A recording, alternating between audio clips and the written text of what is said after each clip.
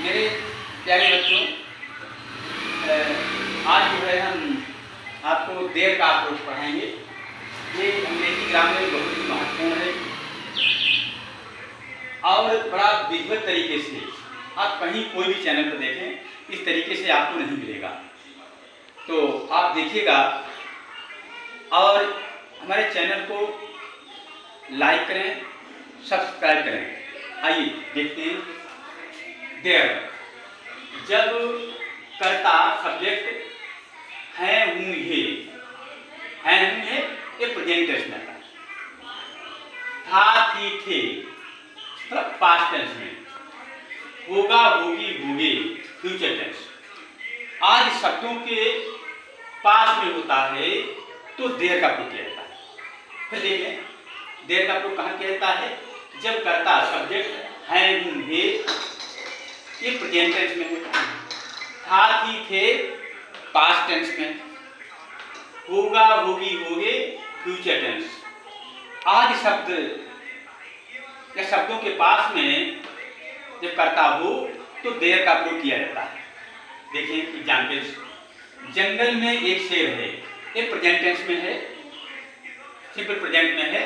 तो there is a lion in the forest, there is a lion in the forest. जंगल में एक शेर है। नेक्स्ट देखिए, जंगल में एक शेर था, ये पास्ट टेंस में है, सिंपल पास्ट है।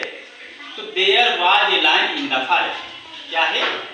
जंगल में एक शेर था, there was a lion in the forest. Next देखिए, जंगल में एक शेर होगा, ये हमारा फ्यूचर टेंस में है, सिंपल फ्यूचर में है। There will be a lion in the forest, ये हमारे सिंपल सेंटेंस हैं, सभी अफर्मेटिव हैं। अब आगे चलें। आगे देखिएगा, जंगल में एक शेर नहीं है तो there is not a lion in the forest, ये किसमें है? हमारा प्रेजेंट टेंस में है। जंगल में एक शेर नहीं था, ये हमारा पास्ट में है। तो there was not a lion in the forest. अगला है, जंगल में एक शेर नहीं होगा, ये हमारा फ्यूचर में है। There will not be a lion in the forest. ये सभी बात हमारा निगेटिव के हैं, निगेटिव सेंटेंस हैं। अब आगे देखें, क्या जंगल में एक शेर है? तो जब क्या पहले होता है तो हेल्पिंग वर्ब का प्रयोग किया जाता है। तो is there a lion in the forest, question mark आ जाएगा। नेक्स्ट है, क्या जंगल में एक शेर था? तो क्या है? ये हमारा पास्ट का है। तो was there a lion in the forest, question mark. Next है, क्या जंगल में एक शेर होगा? ये हमारा फ्यूचर का है, इंट्रोगेटिव है। तो क्या पहले लगा है तो हेल्पिंग वर्ब आएगी। विल देयर बी, विल अलग हो जाएगा, देयर के बाद बी आ जाएगा। Will there be a lion in the forest, question mark. ये हमारे इंट्रोगेटिव के हैं, तीनों वाक्य हैं, तीनों टेंस के हैं, प्रेजेंट के हैं, पास्ट के, फ्यूचर के। नेक्स्ट देखिएगा, क्या जंगल में एक शेर नहीं है?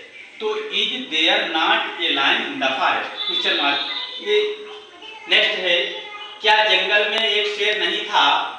तो ये पास्ट में है, हमारा निगेटिव है, इंट्रोगेटिव निगेटिव है। Was there not a lion in the forest, question mark आ जाएगा। उसके बाद में है, क्या जंगल में एक शेर नहीं होगा? ये हमारा फ्यूचर का है, सिंपल फ्यूचर का है। Will there not be a lion in the forest. ये सभी हमारे इंट्रोगेटिव निगेटिव हैं। ये ऊपर वाले का है, कहीं तीनों वाक्य हैं, ये हमारे जो है सिंपल सेंटेंस हैं। इसके बाद में हमारे निगेटिव क्या आ रहे हैं, इसके बाद में सभी इंट्रोगेटिव हैं, इसके बाद सभी इंट्रोगेटिव निगेटिव हैं। आप एक विशेषता ये देखें कि मैंने एक ही सेंटेंस को लिया और एक सेंटेंस के आपके 12 जो 12 जो वाक्य बने हैं, ये मतलब वही एक ही वाक्य है, केवल टेंस में परिवर्तन है। तो इस तरीके से समझने में बहुत आसानी लगती है, चाहे कितना कमजोर से कमजोर छात्र हो, जो है उसके आसानी से समझ में आ जाएगा। ये आपका बेस है और बेस जब मजबूत होता है तभी सब चीज मजबूत होती है। अगर बेस मजबूत नहीं है तो कुछ भी नहीं होगा। और एक ग्रामर पढ़ाने का एक सिस्टम है कि किस रूल के बाद में कौन सा रूल आए। ये नहीं कि कहीं का ईट कहीं का रोड़ा, धान मती ने कुरमा जोड़ा। तो इस तरीके से कहीं पहले कौन कोई चीज़ पढ़ा दी, कोई चीज़ पढ़ा दी, उसका कोई महत्व नहीं होता है। इसलिए एक सिस्टम से होना चाहिए। मेरे प्यारे बच्चों, मैंने पूरा प्रयास किया कि आपके A to Z हर चीज समझ में आ जाए और आप हमारे चैनल को देखें और इसको लाइक करें